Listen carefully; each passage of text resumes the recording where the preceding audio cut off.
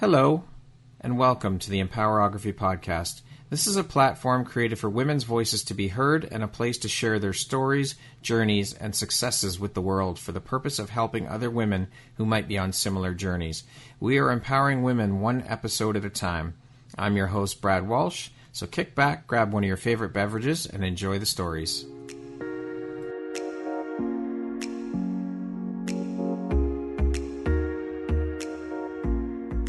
If you're looking for jewelry that makes an impact on your self-care routine and your style, Empowerography would love to offer you a discount code to one of our exclusive partners, Quartz and Canary Jewelry and Wellness Company. Please use code EMPOWER15 to receive 15% off upon checkout at www.quartzandcanary.com. Quartz and Canary is truly the place where spirituality meets style. Hello there, Brad Walsh here, your host of the Empowerography Podcast. Today, my guest is Mallory Meyer. She is a soul mentor and intuitive business coach based in Vancouver, British Columbia. How are you doing today, Mallory? I'm great. How are you? I'm doing very well. The sun is shining, so it's always a good day when the sun is out and shining. Absolutely. Here, it's the same way. And how is your day going so far? Easing into it, but it's been beautiful. Got a morning walk in, so nice. No complaints. Excellent. Well, I just want to say thank you so much for taking the time to be here and be part of the Empowerography community and share a bit about your story and your journey and what you do. I'm really appreciative and happy to have you here today. Thank you so much again. I'm really looking forward to this and so glad that I stumbled upon this podcast and you as well, because I think what you do as a whole, like we've talked about before, is so inspiring and courageous and empowering, hence the podcast name for others too. Thank you, Mallory. So let's jump right in. As I mentioned, you're a soul mentor, an energy guide, and an intuitive business coach. Can you tell us what a soul mentor is? Yeah, absolutely. So ultimately, like we all have a soul, and as a soul mentor, I help guide and mentor you through healing and techniques to really help align to your soul's true desires and happiness, to ultimately identify this unique set of gifts and inner medicine that you were born with. And just from my own life experience, I knew how disconnected, and I'm sure we'll talk about this, but I was really disconnected in how I felt before I started to reconnect with my soul. So as a soul mentor now, I'm gently nudging and guiding those who choose to work with me and revisit who they really are. And with that, ultimately thinking about like whether you're a little girl or a little boy and how you were in that life between at that point in time and now, and all those types of beliefs and obviously societal stories that we've taken on. So really utilizing some techniques to tap into the unconscious mind, to release like what no longer serves you, as well as moving through some energetic Reiki healing. And just from my own experience, I know the work can be challenging at first, so I'm very like honored and humbled when people step forward with the courage and vulnerability to do it, because you really need to establish what have been the beliefs that have been limiting or the limiting decisions in my life that really aren't mine, that were created for me in this world. But ultimately I took them on and they aren't in true resonance to my soul. So hopefully that addresses ultimately my soul mentor side. There was a deep dive into it, but it's a high level. That's a little bit of it. Very cool. I read that you started your journey into your current world or career following a Reiki experience that you had. Can you talk to us a bit about that and how exactly this Reiki experience changed you and set you on this path? For sure. And it's funny because at that time, I obviously didn't see how big of a catalyst of a change that it would have been for me in my life. But ultimately, looking back at this point in time, I can see so clearly what it had to offer to me and understanding again, like the essence of my soul, my energy and my aura, which was outside of me. And that wasn't something that I actually paid attention to prior to that Reiki healing. I was dealing with a lot of like almost a victim mentality. And this is back in 2017. And ultimately like working through some like worst case scenario, lack of self-worth, anxiety and fear. And that was accumulation of a lot of emotional trauma through relationships that I held. So it really brought forth this new spring of energy and light and love and mirroring back to me aspects of myself that I couldn't see as I was caught in that victim spiral so deeply. And when I talk about Reiki, Reiki is very much like universal life force energy. So it's really bringing forth light and love. And in a healing session, it's almost feeling like you're unraveling these different aspects of yourself and commencing within a self-discovery journey. And that's almost what really kind of set me on that path. Was it opened up this whole new portal of this world that I had just had no idea about, and then starting to pursue towards my Reiki mastery at that point as well. So what were you doing for a career or job before you ventured into this world and changed your paths? I was climbing the corporate ladder pretty much. I was in a HR leadership role. It's something that I'm still very, truly grateful about. Obviously, I had incredible opportunities with very well-known corporations as well, especially when I was living in Toronto. And it was just something that I truly couldn't see again, like what was outside of me, outside of this narrow perspective of I'm here to like work towards a higher path in my career and ultimately serve others. Like HR was very beneficial because I was able to coach and I was able to mentor others in those sessions that I was holding with those that were within my client group. However, there was no integration of the spirituality side. Right. So that's what I really love at this point in time, is to bring forward the spirituality with the business as well. How long were you working in that world before you decided to leave that behind? It would have been 10 plus years. Wow. Yeah. So I really started, I've always been like a workhorse in a way of since I was 15, kind of starting at the grocery store and then ultimately after university, taking on the path within HR and really kind of dabbling my feet in different aspects of it, whether it was like learning and development, recruitment was a long specialty of mine, and then getting into like an HR business partner role and an HR management role from there, and just kind of fluctuating between different organizations. But from 20 to 30, I was always in an HR path.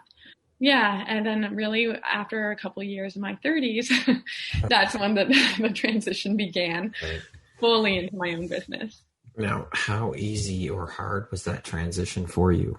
Honestly, it was quite challenging. I would like to say that it was an easy one, but I had to overcome a lot of my own beliefs and healing, even to detach from like the stories that I grew up with.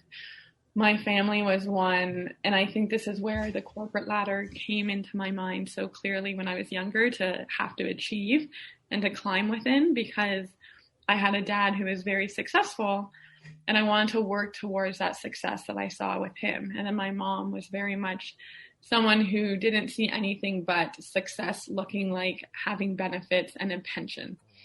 So it was really starting to honor that for them and saying, okay, like I have these incredible jobs and this work that obviously with good pay, I always had benefits and I always had a pension with these jobs. So to me, at that point, for them, success was defined. But at the end of the day, going through, especially starting back in 2017, with that healing journey and really alchemizing myself so deeply to my soul calling, it got really challenging because I was actually becoming in such dissonance with that work that my body was physically shutting down. So I was starting to see these manifestations of very severe migraines and like strong gut pain, or whether it was just like mornings filled with tears and tears and tears of like waking up and feeling like this block to go into the office. Yeah. And so the challenging part with that was really accepting and trusting that the time was over. Like the safety net that I was so comfortable with had to be released. It's funny how our parents define success, or that generation defines success as having that corporate job with the benefits and the good pay. And when you tell them or tell someone of that generation that, you know what, this isn't fulfilling me, this isn't lighting my soul on fire anymore, I'm going to leave and pursue my own thing. How could you give up all that success and all the benefits and the security? And are you crazy? It just makes me laugh. It's the song that I've heard for years. And I think the other challenging part, and I'm glad you brought that up too, is like saying to your parents that disappointment factor. That's been something of mine that I've really had to work through, is being an empath and so sensitive to others' energies. I never wanted to disappoint. And to go to my parents to say, sorry, like, I know you've supported me so much through my own like career too. And like with education, it was a little bit of a hard pill to swallow, but I also kind of did a lot of mindset work to understand their projection back was not something of mine to take on either. Yeah. It's just so funny. Yeah. It's the story of so many people, though. And I think, though, that's the beauty of seeing some of these shifts as of late, to understand like this whole new paradigm that people are willing to shift into, to say, like you mentioned, like this doesn't need to be what success looks like. We can be fulfilled in so many deeper ways. It doesn't define benefit. 100%. Yeah. So for you, Mallory, what has been the most exciting part of your transformation? For me, it's really been not just like living daily by my values. And I really defined those values when I started this whole transformational work of like, what truly am I working towards and what do I want to feel every day when I do this work? And it's also been like the most exciting part, I think, stepping fully into my truth that's unshakable and feeling like that feedback that you always get when you meet people. And it's always like your energy. Yeah. That means so much to me because I know so truly that I'm in my power and I'm in my truth and people can feel that energy from me, while also, again, like living by those values. For me, values look so much like liberation and flow and empowerment. So I feel like daily I'm touching on those aspects with the work that I'm doing. It's infectious and contagious when you're in that flow and in that state where you're feeling good and happy with what you're doing, and the people around you can pick up on that and they in turn feed off that energy. It's an amazing thing to see happen. I love it. It's very contagious. Yes. And it's almost like not that I'm a manifestation coach, but when you think about the principles behind manifestation, you're ultimately kind of listening in on those feelings and living in that vibration of the feeling. So for sure. The work that we do, obviously to get you in vibrational alignment, but kind of steering away from the strategy. As much as I have business strategy in my work, it's more around energy strategy. Right. So what lights you up or inspires you the most about what you're doing now with your business and the path change? So for me, it's really just being that beacon for others in a way, and to serve others and ultimately witness them with their expression of like their gifts and their courage to claim that even more so. To really, it's almost like those light bulb moments that happen for them when they really can see that this identity of theirs does not feel true enough and that there's more for them, and being willing and vulnerable to take that aspect of the healing and the coaching. And what I see it being is something more like that ripple effect, because when I impact one person, it doesn't just impact one, because it will impact the people that are around their bubble. And then with that bubble, it's almost like a whole, when you keep on expanding the bubble out and out, it really feels like I'm helping not just one, but helping a very like worldly aspect, the collective. Yeah. And that really inspires me to think that it's not just one subtle change, it's an immense change here, and helping those like shift that mentality, like we kind of briefly talked about before, but really being able to understand this whole like multi-dimensional self and how you can really alter some of these like tiny tweaks and thoughts for you to be able to see massive results in your life or in your business. So yeah, it's being very subtle with it, but equally just feeling so inspired to empower others in that way, to kind of give them the tools and the techniques so they can start healing their lives and start shifting their vibration too. It's an amazing thing to give back and just see that come to fruition when you have shared your gifts and your knowledge and your wisdom with others, and then it clicks and it's like, that is incredible to see that light bulb go on. Absolutely. It is. Yeah, that's what really lights me up, is a little session can be so profound at the end of the day. You have stated that the universe was always speaking to you, but it wasn't until the last few years that you began to listen. Why is that, do you think? When I think about it, I actually feel like it was for a few reasons. Like I do see that ultimately, like there's never really any course of failure in our life. It's merely all like the feedback and the lessons that we need to take with how we proceed and how we move forward with things. And for me, to be able to hold space for my clients in their journeys as well, I almost had to receive those life lessons and go through that pain to get to the other side. So I feel like I was not meant to necessarily listen in and hear those like really kind of lean into the intuitive pings that I had always been feeling. And one example was even I always felt called to come out west. And just an example of that is it wasn't until I really met my husband that I felt like, again, the safety net of I had someone there to support me. So we can now go out west. But it was 10 years in the making in my mind. Wow. Like, I was living in Toronto and I just always knew I needed to get to Vancouver, but the how or again, that safety. And I was always making excuses. But the moment we came out here, everything expanded, and I've never felt more home again, like with not just my soul, but with my spirit.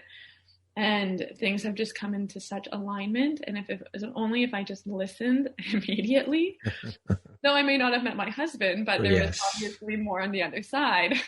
Well, everything happens for a reason and when it's supposed to, though, right? Completely. So I think it was really coming down to like you asked, like until like, why do I think that was? I think it was, I needed to learn those lessons myself to be able to hold that space and to share how really you can trust and tune in without having so much noise around the societal pressures of things and feeling like we're always like so robotic, especially before COVID. It was very much like the hustle. Yes. Like, go. Yeah. And to identify and to learn those techniques myself, to now be able to stand here and be here for others was the importance behind that. But I was very much in the robot mindset. Amazing, as so many of us have been. How difficult was that mindset shift for you? Because you had stated that you had to break some patterns and do a lot of self-work. It was consistency for sure, because I think as soon as I started to work on one kind of mindset shift, another problem would have either presented itself, or the same kind of problem and just like a new learning from it would have been presenting itself to me. But the way that I look at it was like almost as if I was mastering disappointment, and I had to switch to mastering change. And what I mean by that was like the mindset that I had then with like mastering disappointment was each day I would be waking up and thinking about how can I prevent myself from rejection and judgment and discomfort, like truly mastering that disappointment. What can I kind of do to protect myself? And then I started to shift and work my mindset around, but how can I look at it as mastering change? So in kind of having that kind of simple shift and that tweak with my thought and reframing a lot about that too, it really helped me to step into not taking on just like the judgment side of peace, but really stepping into the confidence side of things and recognizing what I was already doing so confidently and helping me break through some of these patterns as well around the fear. And ultimately seeing that the more that I was showing up, obviously it was empowering others and encouraging others. And my fear was just really the projection of things that was coming to me too. And I had every kind of tool and ability to kind of work through that, where what was really the worst case scenario that could have happened. And so that's what I mean almost by the mastering disappointment versus mastering change. Right. Mindset shift really is the key to unlocking so many doors and changing so much in our lives. It's that little, it's not a little thing. It really does take a lot of work to get that mindset shift happening. But once you do, your world just completely opens up and changes. It's an amazing thing. And that's where that work sometimes takes, like you said too, like it can feel like something simple, but it's the consistency of not catching yourself. Like the thought may revisit, but how quickly you can like acknowledge the thought and then bring in something positive. Because our minds like to take us to whether it be the complexity, the drama, the worst case scenario. Yes. Yeah. And ultimately seeing that positive, like what's the positive that wants to come in versus the negative. Absolutely. So speaking of mindset and shifting, how has that shift in mindset helped you with your business? And how do you find this also benefits your clients? It's really helped in being very simplified and concise. There's a book that I love too that really speaks to this, just called Essentialism. And I think it's by Greg McKeown, but it really speaks to how we can, with the mindset that I like to bring forward with my clients, is like, we can really bring all the value that you have into one premium offer. And that will be your main focus, because there's a lot of times that we can get so focused on the money aspect of, I want to bring in this much money per month. But what then you're doing is you're equally constantly set out on that goal of money versus looking at how many clients and getting curious about those clients that are right in front of you that you can start to already bring in for yourself. And so for me, it's just been reframing a lot of the times the problems to my clients that they feel, again, is their story, their circumstance of a problem, and getting to the root of those thoughts and those feelings behind it, and really kind of bringing them into the simplicity of, let's just work on these thoughts and these objections that you have about the why, perhaps, because it really can be that simple and that concise with business. And there are obviously some core business aspects of it. But for me, it's really just been to help shift them through mindset with the tools that I have, like working with hypnotherapy or time technique. I don't know if you've heard of time, but it's really just to kind of take people unconsciously back on their timeline to remove and release limiting decisions and limiting beliefs, so they can actually see lessons that they can now bring forward and upgrade. So it's very transformational with that as well, and single belief change. And EFT has also been like a huge component in helping and empowering my clients to utilize emotional freedom technique for them to shift their mindset as well. Like EFT is truly something that you can use on everything. Yeah, it's a habit that you can work on it. It's a state, money, any kind of block. EFT is definitely a go-to for anyone even today that could be listening in to ultimately see what you want to start shifting and bringing forward some emotional freedom technique with that. Incredible. I'll have to look into that for sure. Now, you've been on this new journey or path now for what, 3 years? You're going into your fourth, is that right? You said 2017 you started, right? Yeah, 2017 was the journey for me when it started. And when we talked about some of those mindset shifts that I had to do, it was really about the fear of being seen because of kind of battling through these two different personas that I was living, almost like the spirituality one and the business. I almost felt like I had two separate lives, to be honest. And it was exciting at times, but at the same time, very draining. Yeah, no doubt. So it wasn't really, honestly, until 2019 that I started to really speak up about my work more and offering healing sessions and only healing sessions. And then when 2020 came around, and I think I may have mentioned to you maybe in a conversation before, but a blessing to me with COVID was it really forced me to step in online and full time and take my business worldwide. Yeah. So 2020 to me was when I ultimately started the business that I have today. Yeah. Even though the journey for me started back in 2017. Right. So what do you see as your 5-year trajectory for the business? Where do you see yourself going, or where do you want to take it within the next 5 years? Yeah. And that's a great question, because right now for me, when I look at my business, it's a little bit of like the infancy still, even though there is so much that is already brought forward, but there's so much to still deliver for me.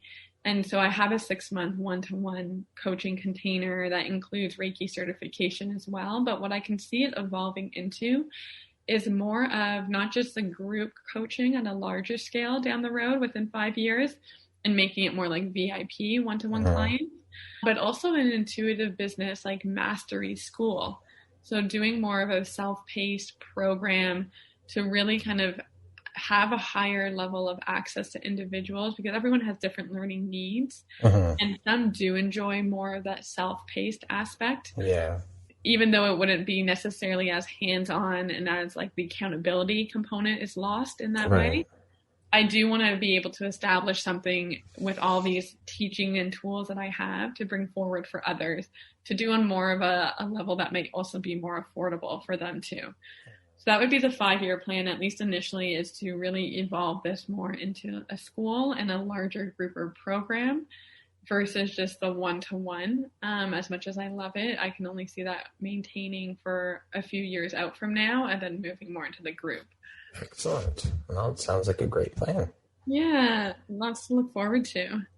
Do you specifically focus your business on women? And if so, why specifically women?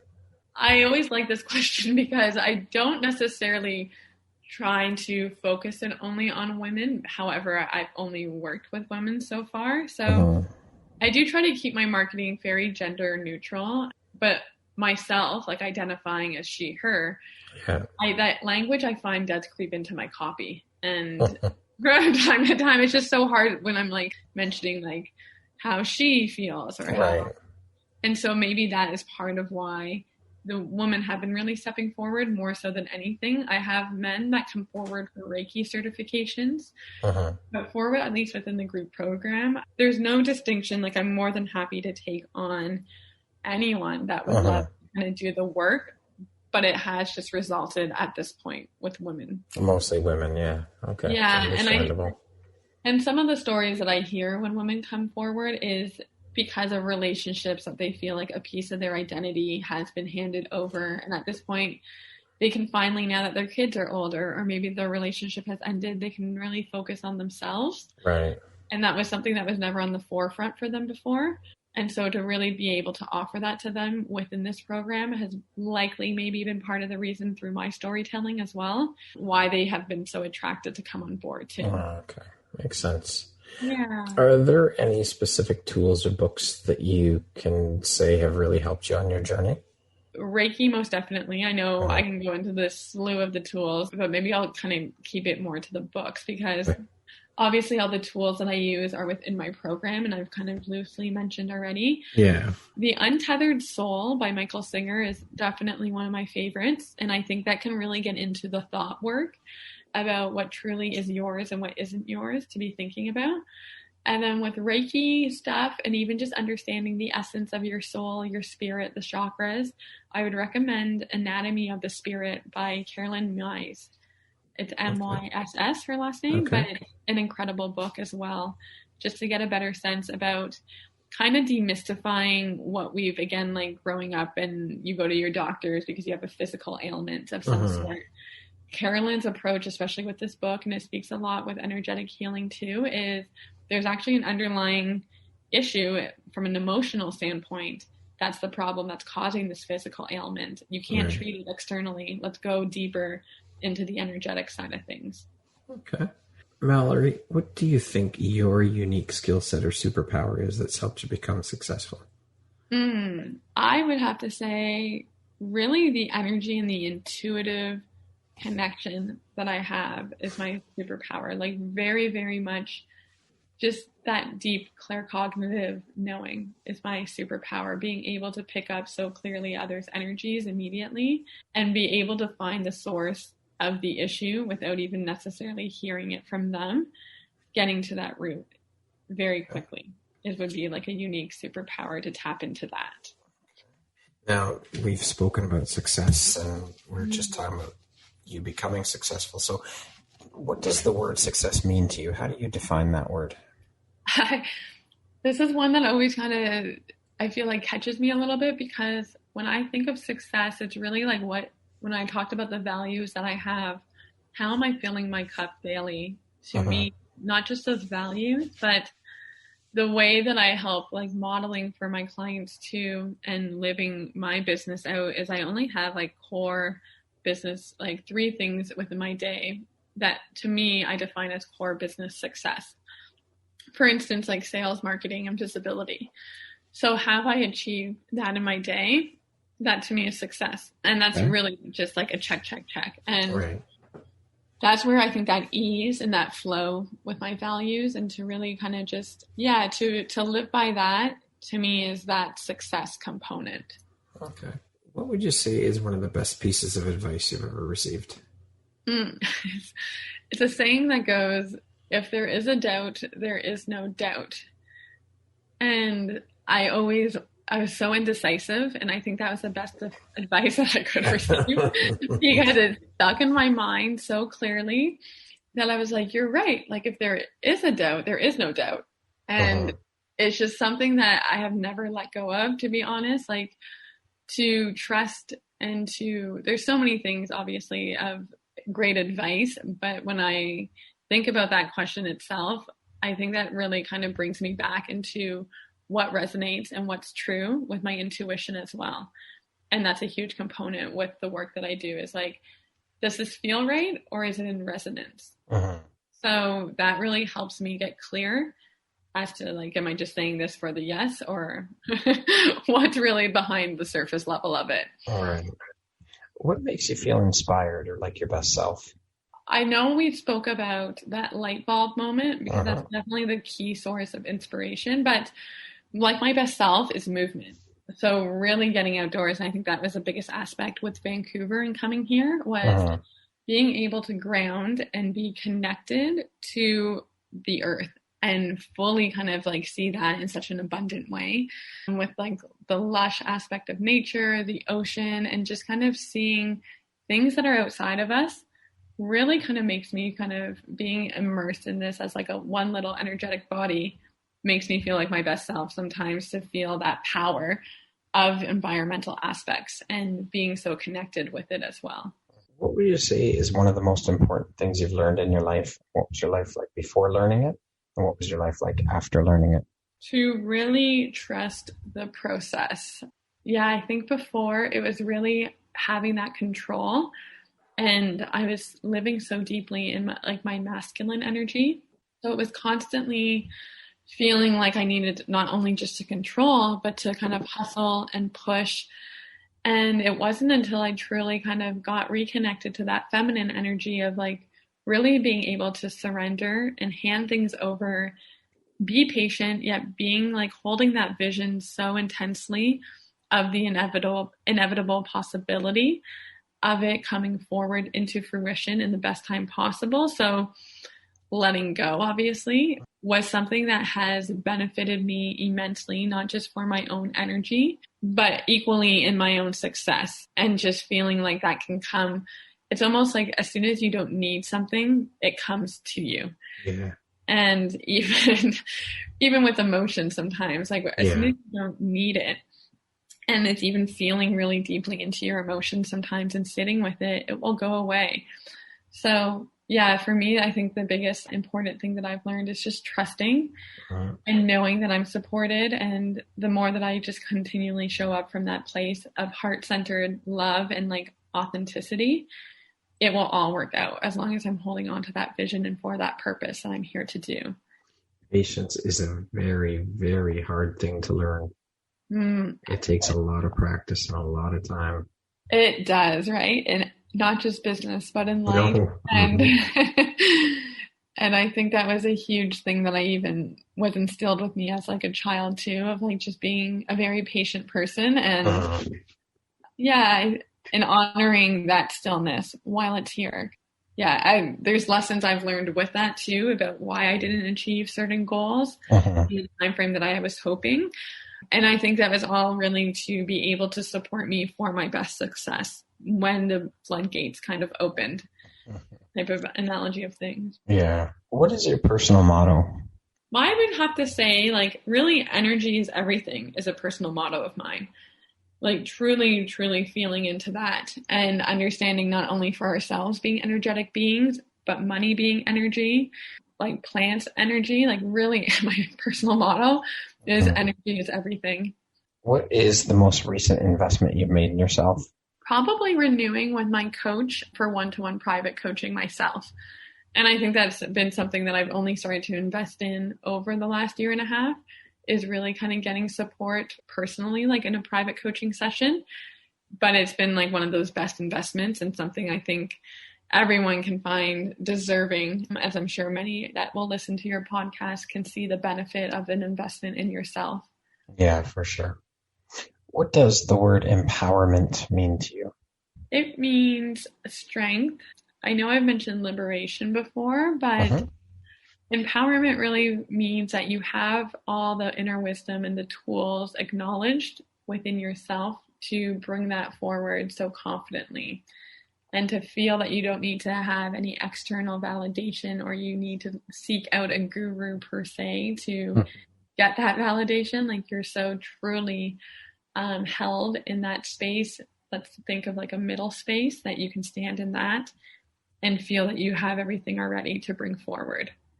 So often people get stuck in that pattern of seeking external validation for what they're doing and their life. And it's a horrible place to be. Horrible. Yeah. Especially when you can look back to already recognize that work that you've done, that you're likely sharing with others, you've kind of gone through that work yourself. So to really kind of use that as a piece of validation for you to witness and to recognize, like, I've had this huge transformational journey. I know I can take others just on that as well because of how great it's been for me. For sure. What was a turning point in your life, and how did that affect you? I think outside of the various turning points for me, obviously outside of that Reiki experience, because that definitely shifted numerous things. But I know we briefly talked about us moving to Vancouver, and I think that really affected me in a turning point, not just for me and my husband, but really with the expansion of the soul and feeling more with the integrity of the work that we were doing being so like meaningful as well, and really shining light to that and letting us explore that and having the accessibility that we do. That unfortunately in Toronto, it was just a little bit more living downtown in the concrete, not feeling like that whole the grounded aspect of things. So I think for both of us, not just myself personally, but that truly was a turning point in our life to elevate and raise us in a deeper level, not just spiritually, but obviously like physically and emotionally too, in all different aspects for the betterment of us both. Amazing. Okay, we're going to go into a little rapid fire section here. So the next group of questions will be 1, 2, 3, 4 word answer type things. Okay. Okay. How would you describe yourself in one word? Empath. What was your dream job as a child? Or veterinarian. Yeah. Money or fame? I don't know if neither's an option, but Sure.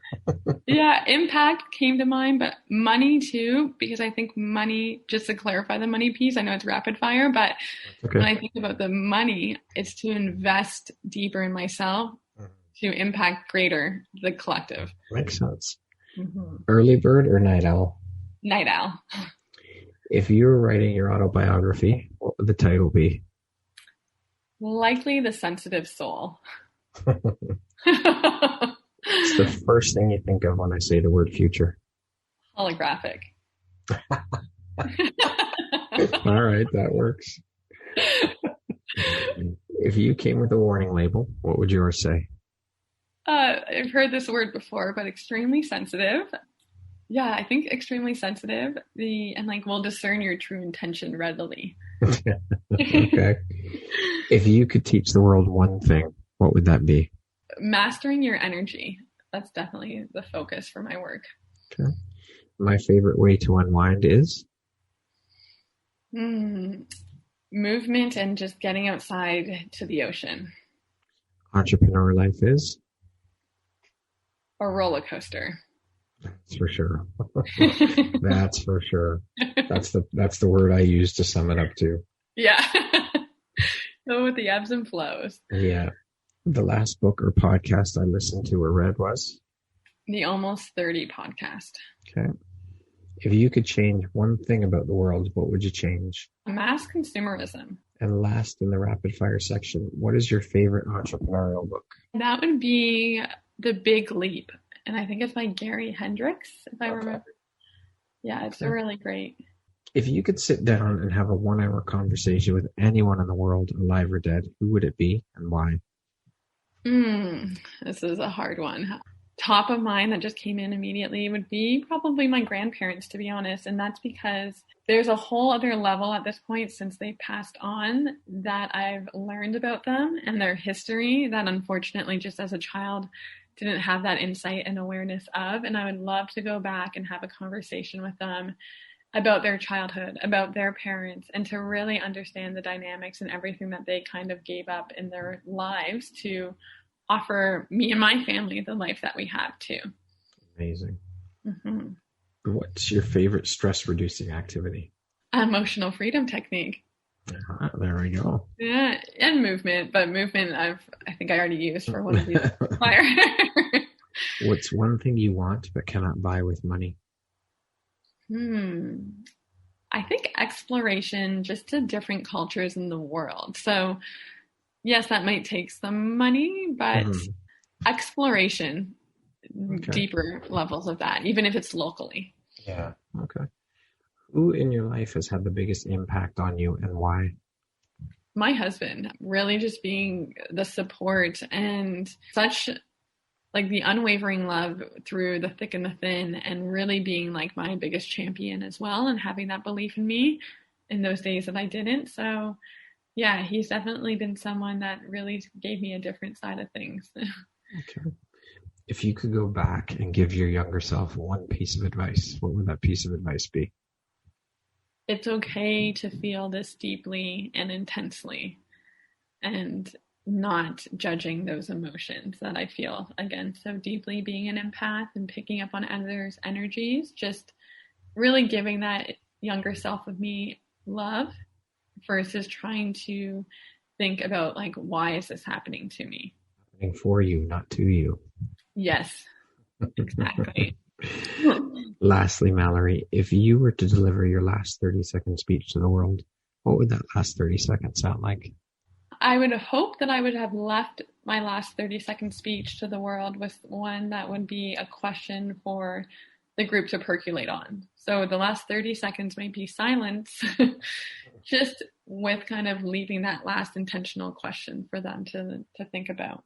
Okay. Is there any question in mind that you had in particular?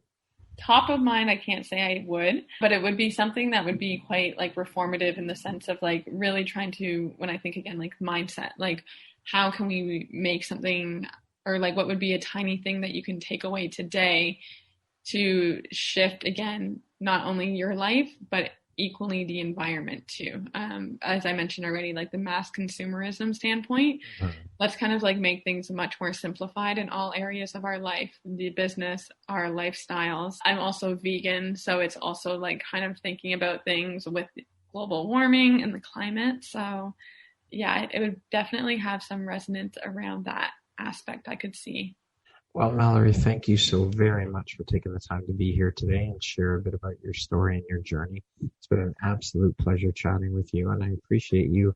Now you are a member of the Empowerography community officially, having done your podcast interview. So thank you very much for sharing with us today. Like I said, it's been an absolute pleasure, and you are an inspiration. Thank you so much. Thank you. The pleasure's all mine. Once again, my name is Brad Walsh, host of your Empowerography Podcast. Today, my guest has been Mallory Meyer. She is a soul mentor and intuitive business coach based in Vancouver, BC. Thank you so much, Mallory. I hope you have an amazing rest of the day. Thanks, you too.